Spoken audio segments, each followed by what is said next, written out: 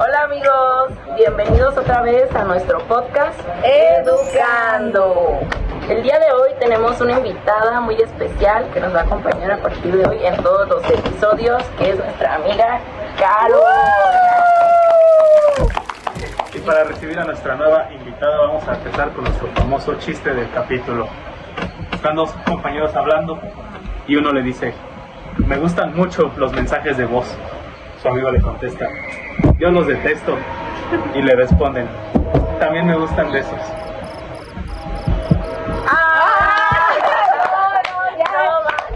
Ok, hoy comió payaso Mateo. Y bueno, Mateo, ¿nos puedes decir cuál es el tema de este capítulo? Bueno, el tema del capítulo de hoy va a ser sobre la postura del socialismo en la pedagogía. Ok. Y vamos a ver desde el punto de vista de cuatro autores. Se preguntarán qué autores son los que hablaremos el día de hoy. Empezando por... Bueno, yo me llamo Caro y voy a hablar desde la postura de Vladimir Lenin. Ahora, Yo soy Vero y voy a hablar sobre la postura de Antonio Gramsci. yo soy Gis y voy a hablar de la postura de Makarenko. Yo soy Mateo y voy a hablar de la postura de Carlos Marx. Muy bien.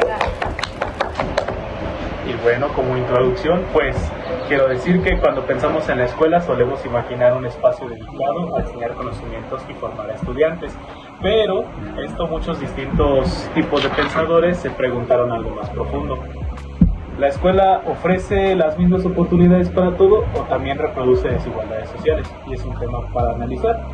Bueno, el pensamiento pedagógico socialista surge precisamente como una crítica a la educación burguesa, cuestionando una escuela que muchas veces supera a quienes dirigen, a quienes obedecen, a quienes piensan o a quienes solo ejecutan. Y desde esta postura, educar no solo significa únicamente transmitir conocimientos, sino que también significa formar personas capaces de comprender a la realidad y participar en la transformación. Bien.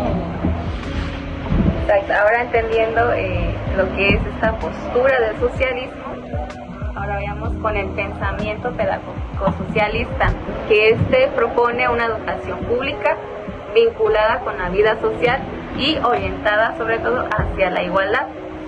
Y aunque existen varios autores, como los acabamos de mencionar, muchos coinciden en varios principios, como lo es que la educación no puede separarse del contexto social. El trabajo también tiene un valor formativo y la escuela no debe de servir a privilegios de clase. Además, el conocimiento debe estar al alcance de todos. Y bueno, en este episodio pues vamos a revisar a estas cuatro figuras claves de esta corriente, quienes desarrollaron diferentes formas de comprender la relación entre la educación y la sociedad. Pues bueno, yo voy a comenzar, si están de acuerdo todos. Estamos de acuerdo. Muy bien, muy bien. Vamos a hablar precisamente del famosísimo Karl Marx, muy famoso a lo mejor también por memes y por sus libros tan conocidos. Bueno, Karl Marx en realidad realiza una profunda crítica a la educación ligada al capitalismo. Marx defendió una educación pública y gratuita, que es la que actualmente bastantes países ofrecen, pero también propuso algo más amplio, la educación politécnica, es decir, una formación que integra lo intelectual, lo físico y lo técnico. Y bien, este tipo de escuelas sí se han implementado en muchísimos países, pero su ideal era formar al hombre omnilateral, que es un ser humano desarrollado integralmente, no limitado a una sola función productiva, o sea que tuviera múltiples conocimientos. Por eso planteó que la educación y el trabajo debían relacionarse, no desde la explotación, sino desde el aprendizaje y la construcción del mundo social. Bastante interesante la opinión de Karl Marx. Y bueno, aquí Vladimir Lenin tomó las ideas marxistas e intentó llevarlas a la práctica durante la Revolución Rusa. Y bueno, Lenin sostenía que una escuela aislada de la vida y de la política era una ficción. Para él la educación debía combatir el analfabetismo y formar sujetos conscientes y participativos. Sin embargo, también advertía que la nueva educación no podía construirse ignorando el conocimiento acumulado por la humanidad. Debía apropiarse críticamente de él para ponerlo al servicio de una nueva sociedad. Y bueno, siguiendo con los ideales de Antonio Gramsci, tenemos que lo que Gramsci observó es que muchas escuelas perpetuaban diferencias sociales al dividir la educación entre formación intelectual para las élites y otra técnica para las clases trabajadoras. Y como alternativa de esto, lo que él propuso fue una escuela unitaria, un modelo donde todos recibieran una formación común que equilibrara el trabajo intelectual y manual. Además, planteó la necesidad de formar un nuevo intelectual. ¿Qué era esto de un nuevo intelectual? Era el crear como una persona capaz que no solo pudiera hablar o teorizar, sino que se pudiera organizar, participar y transformar la vida social. Muy interesante. Y por último, pero no menos importante, hablaremos ahora de los ideales de Makarenko. Hay que dar un poco de contexto histórico. Makarenko viene de un tiempo en donde terminaba una revolución. Básicamente hubo muchos niños huérfanos, muchos problemas ya de personalidad con estos chicos, por los que había escuelas militares. Entonces él llega y empieza a desarrollar una propuesta basada en el trabajo con estos jóvenes en situación de abandono. Él dice que básicamente no hay que seguir tanto esos reglamentos militares. Él básicamente, si el alumno hacía algo malo, no lo castigaba, sino más bien hacían una tipo junta en donde como el maestro como el alumno tenían el mismo valor de opinión, haciendo que así pudieran hablar de cuál sería la sanción para este alumno castigado, se puede decir. Bueno, entonces con esto se pueden dar cuenta de que aquí hablamos un poco más sobre que él le dio más importancia al trabajo en equipo. El maestro no valía más que el alumno, y también defendió esta disciplina basada en la organización y lo llamó una especie de autoridad de la ayuda, en donde el grupo se convierte en una fuerza formadora capaz de desarrollar responsabilidad, solidaridad y compromiso. Básicamente con esto podemos decir de que si tú estabas en esta escuela de Makarenko, un día podías tú ser jefe de, no sé, de baños, y al siguiente día podías ser el que limpiaba los baños.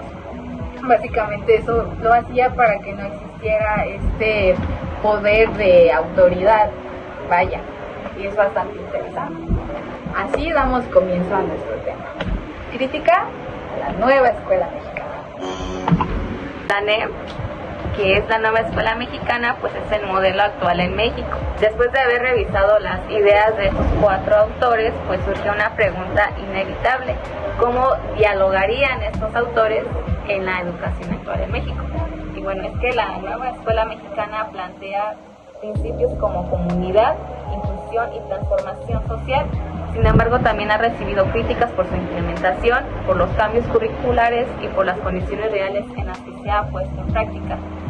Y bueno, como ya habíamos visto, Marx proponía la educación politécnica, donde lo intelectual, lo físico y lo técnico estaban articulados y que formaban a lo técnico lateral, o sea, el ser humano que era desarrollado en múltiples dimensiones. Bueno, desde esta perspectiva podría surgir una crítica hacia ciertos problemas señalados en la implementación de la nueva escuela mexicana. Bueno, Marx probablemente, conociéndolo, no rechazaría el trabajo con proyectos en sí mismo, porque pues él defendía vincular la educación y la vida real, pero lo que sí haría sería cuestionar esa metodología, ya que pues está cuestionando si logra una formación integral o si por el contrario deja vacíos que limitan el desarrollo técnico y científico del estudiante. Además de que Marx advertiría que la educación por sí sola no transforma la sociedad si no existen condiciones materiales adecuadas. Por eso podría preguntarse pues, cómo podría exigirse un nuevo modelo educativo sin asegurar primero recursos, infraestructuras y condiciones suficientes para hacerlo posible, que es una pregunta muy válida, porque muchas escuelas tienen ideas novedosas, pero a la hora de entrar en ellas puede haber muchas carencias. Y bueno, desde esta mirada, probablemente Gramsci valoraría que la nueva escuela mexicana busque vincular la escuela con la comunidad y romper con la educación puramente memorística.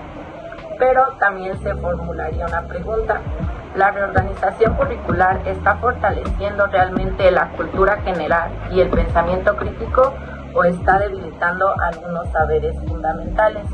Y pues aquí aparece como un posible contraste con Lenin. Pues ambos reconocían que la escuela tenía una dimensión política, pero Gramsci insistía en democratizar la educación, que no depende únicamente del cambio institucional o curricular, sino también de garantizar una formación cultural sólida y compartida. Y pues aquí seguimos ahora con Makarenko. Él creía que la educación sucede mediante el colectivo pedagógico, donde maestros, alumnos y comunidad participan activamente.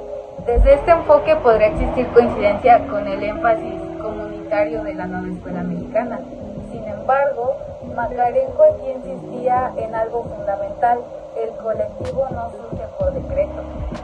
Entonces, para esto se necesita organización, claridad, coordinación y trabajo cotidiano.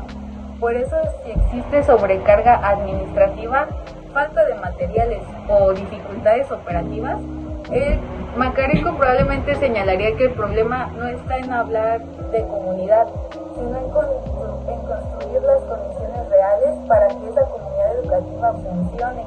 Para él, las buenas intenciones pedagógicas pierden la fuerza cuando la escuela carece de esta estructura y acompañamiento. Y bueno, aquí aparece una crítica importante. Diversos docentes han señalado insuficiente capacitación, cambios curriculares acelerados y dificultades para comprender plenamente el modelo. Y desde el pensamiento de Lenin, una transformación educativa requiere organización, formación y preparación real de quienes la implementan. Una revolución educativa sin preparación pedagógica difícilmente puede consolidarse. Y bueno, en conjunto con estos 4 autores, pues muestran algo importante. La crítica socialista exige que cualquier proyecto educativo sea coherente, formativo y viable. Bueno, y precisamente esta reflexión nos lleva a la siguiente parte del podcast. Y esta parte es: ¿qué necesidades observamos nosotros mismos en nuestras prácticas docentes y cómo podrían interpretarse desde estos autores? Bueno, pues después de analizar la nueva escuela mexicana, también quisimos preguntarnos algo más cercano a nosotros, ¿qué estamos viendo en nuestras propias prácticas? Porque muchas veces la teoría parece muy lejana, pero cuando llegamos a las escuelas o instituciones entendemos que estos problemas educativos sí existen y nos interpelan directamente. Y quizás eso es lo más valioso de nuestras prácticas: observar la realidad y tratar de comprender la pedagógica. En mi caso, yo realizo prácticas en una escuela secundaria y algo de lo que me impactó mucho fue la falta de maestros y el rezago de varios alumnos, ya que hay estudiantes que presentan muchas dificultades tanto para leer como para escribir. Y pues también existen muchas situaciones de conducta muy complicadas, porque tenemos un caso que recientemente se tuvo que implementar una revisión diaria con detectores de metales debido a algunos altercados anteriores. Y pues otra cosa es que muchas veces parece existir más presión por cumplir con el uniforme y la cuota de recuperación que por discutir la calidad educativa. Bueno, eso que comenta Vero es algo que conecta bastante con lo que yo veo en la primaria, y es que en mi grupo de 25 alumnos, alrededor de 10 pues tienen un rezago importante, o sea, no leen, no escriben y algunos todavía no reconocen los números o letras y tampoco realizan las operaciones básicas. También hay una falta de maestros y una preparación docente que muchas veces resulta ineficiente para responder a tantas necesidades al mismo tiempo. A eso se suma algo difícil, el cual es el desinterés de algunos padres por el proceso educativo. Bueno, en la secundaria, donde yo ahorita estoy en las prácticas, yo observé algo parecido. Hay rezago y falta de capacitación docente. Pero además me sorprendió mucho el poco interés de algunos alumnos hacia el aprendizaje. Muchos trabajos se realizan con un uso excesivo de inteligencia artificial y en lugar de apoyar el aprendizaje terminan sustituyendo el esfuerzo intelectual. También aparecen conflictos de conducta en alumnos problemáticos. Bueno, y a pesar de todo esto, hacer las prácticas en una institución pública, las necesidades también son claras en esta academia en la que estoy. Faltan espacios, los salones son pequeños, en temporada de calor afecta mucho la concentración de alumnos a falta de aires acondicionados o ventiladores. Hay pocos instrumentos y algunos maestros todavía trabajan con estos modelos tradicionales o llegando a ser hasta conservadores. Y aquí es donde uno se pregunta, ¿cómo desarrollar experiencias significativas si incluso el espacio físico se limita? Y bueno, aquí escuchándolos, yo pienso que Lenin haría una observación importante. Bueno, Lenin insistía en una escuela pública accesible con alimentación y materiales porque entendía que el aprendizaje también depende de condiciones sociales básicas. Bueno, pues escuchando yo, teniendo en cuenta a mi autor Marx, yo siento que probablemente él iría todavía más al fondo. Pero recordemos que él defendía una formación integral, intelectual, corporal y técnica. Entonces, cuando vemos a estudiantes poco interesados usando la inteligencia artificial solo para cumplir tareas, quizá el problema no sea únicamente moral o disciplinario, sino el problema es una escuela que muchas veces perdió conexión con el sentido real del conocimiento. Para Gramsci, la escuela debía formar personas capaces de pensar, de participar y de dirigir su propia vida. Por eso diría que el problema no es solamente disciplinario, sino que también es administrativo, cultural y social. Bueno, y viéndolo desde otra mirada más interesante, con Makarenko, pues ella hablaba del colectivo pedagógico y del trabajo en común como fuerza educativa.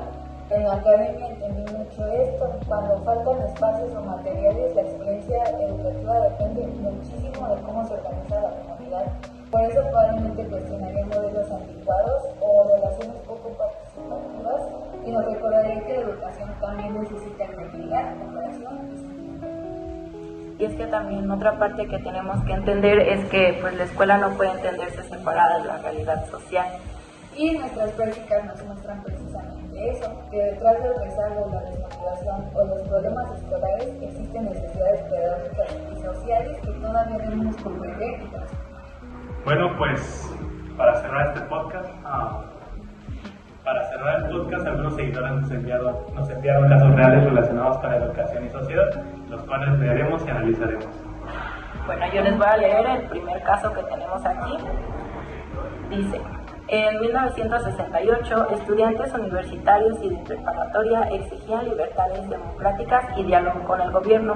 El 2 de octubre, durante una concentración en Tlatelolco, el movimiento fue reprimido y violentamente por el Estado. Este hecho marcó profundamente la relación entre juventud, educación y poder. Y pues bueno, yo creo que Gramsci tendría mucho que decir aquí, ya que él veía a la escuela y a la cultura como espacios ligados al poder. Probablemente diría que cuando las voces juveniles son silenciadas, no solamente se está reprimiendo la protesta, sino que también se está limitando la participación.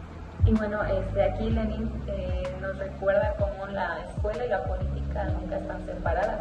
Y en este caso, pues muestra precisamente cómo los conflictos sociales también atraviesan a los estudiantes. Pues una tragedia este caso. Yo creo que Karl Marx, pues él podría verlo como un conflicto entre grupos dominantes y sectores que exigían transformación social. Para él, la educación y la sociedad están conectadas. Por eso los movimientos estudiantiles también reflejan tensiones más profundas. Bueno, ahora vamos con el segundo caso. Es un hecho reciente ocurrido en una preparatoria de Lázaro Cárdenas, Michoacán. Un alumno de 15 años fue señalado por agredir a 2 docentes dentro del plantel. Bueno, ante este caso, Makarenko probablemente se preguntaría qué relaciones existían dentro de esa comunidad y qué ambiente educativo se estaba construyendo. No para justificar, sino para entender que la formación humana ocurre dentro de vínculos sociales. Y bueno, Lenin seguramente recordaría que los problemas sociales no nacen aislados. Familia y escuela forman parte de la misma realidad social. Y bueno, como tercer caso, tenemos: en México todavía existen escuelas con carencias importantes, falta de agua, baños deteriorados, problemas eléctricos o infraestructura insuficiente. Y bueno, aquí Lenin sería muy claro, él defendía una escuela pública con materiales, alimentación y acceso real. Probablemente diría que no puede hablarse de igualdad educativa si las condiciones básicas ni siquiera están garantizadas. Yo siento que Marx coincidía bastante ya que él insinúa que la educación depende de condiciones materiales concretas. Entonces, una escuela precaria no es solo un problema administrativo, sino que también refleja desigualdades sociales. Y bueno, si hay algo que Gramsci señalaría, es que cuando algunos estudiantes acceden a escuelas completas y otros no, la escuela termina reproduciendo diferencias sociales en lugar de disminuirlas. Y Makarenko agregaría que el ambiente también educa, los espacios, la organización y las condiciones colectivas influyen directamente en la experiencia formativa. Y bueno, tendremos un último caso, perdón, si me permiten. Durante décadas, diversos pueblos indígenas en México rechazaron modelos educativos exclusivamente castellanizadores porque sentían que ponían en riesgo sus lenguas o su identidad. En lugares como Chiapas, Oaxaca y Michoacán surgieron movimientos que exigieron educación bilingüe y docentes que comprendieran su cultura. Bueno, yo creo que Gramsci probablemente defendería una educación que dialogue con la comunidad y no que la niegue, pues su escuela única lo que buscaba era formar personas capaces de pensar desde su propia realidad y no borrar las identidades. Yo creo que Marx insistiría en que la educación debe relacionarse con la vida real de las personas.